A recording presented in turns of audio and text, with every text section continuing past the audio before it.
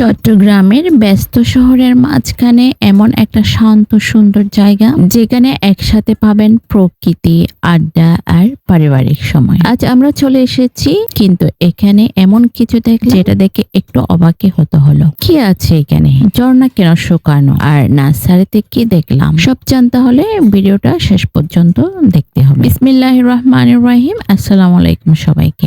আজকের ব্লগে আমরা পরিবার সহ চলে এসেছি চট্টগ্রামের খুবই পরিচিত একটি জায়গা ডিসি হিলে। শহরের কোলাহল থেকে একটু দূরে, কিন্তু খুব সহজে আসা যায় এমন একটা জায়গা যেখানে এলে মনটা ফ্রেশ হয়ে যায়। আমরা হিলের চারপাশে ঘুরে ঘুরে দেখেছি, আর আমার বাচ্চা ও স্বামী তো একের পর এক প্রশ্ন করে যাচ্ছে, এই জায়গার ইতিহাস কি, কেন এত গাছপালা, এখানে আগে কি ছিল। তাদের এই কৌতূহলটাই আসলে ভ্রমণটাকে আরো মজার করে তোলে। চারপাশে তাকালেই দেখা যায় স্কুল কলেজের অনেক ছেলে মেয়ে বসে আড্ডা দিচ্ছে, বন্ধুদের সাথে গল্প করছে, আবার অনেক প্রেমিক প্রেমিকাও শান্তভাবে বসে নিজেদের সময় উপভোগ করছে। এখানে সব বয়সের এবং সব ধরনের মানুষকে দেখা যায়। কেউ একা সময় কাটাতে আসে, কেউ পরিবার নিয়ে, কেউ বন্ধুদের সাথে। ডিসি হিলের ভেতরে একটি সুন্দর ঝর্ণা রয়েছে, যেটা আগে অনেক আকর্ষণীয় ছিল, কিন্তু আজ এসে দেখি ঝর্ণাতে পানি নেই, পুরোটা শুকনো। বিষয়টা দেখে একটু খারাপ লাগলেও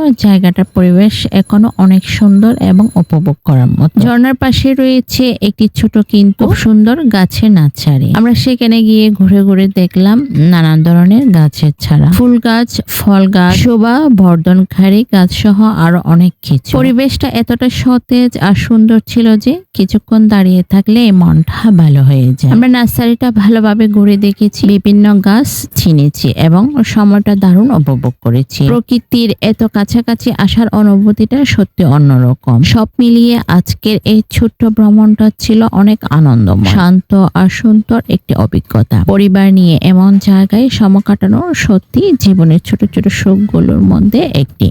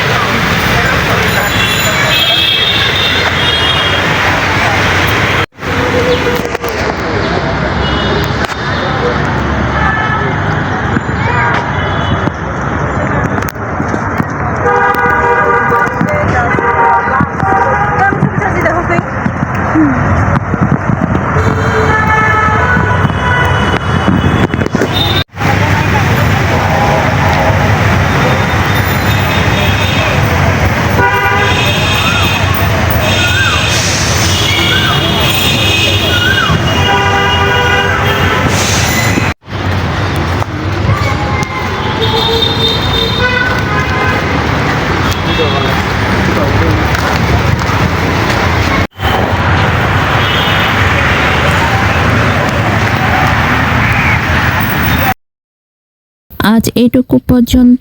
ভিডিওটি ভালো লাগলে লাইক, কমেন্ট ও শেয়ার করতে ভুলবেন। এমন আরো নতুন সুন্দর ব্লগ দেখতে চ্যানেলটি সাবস্ক্রাইব করে পাশে থাকুন। ধন্যবাদ সবাইকে। আল্লাহ হাফেজ।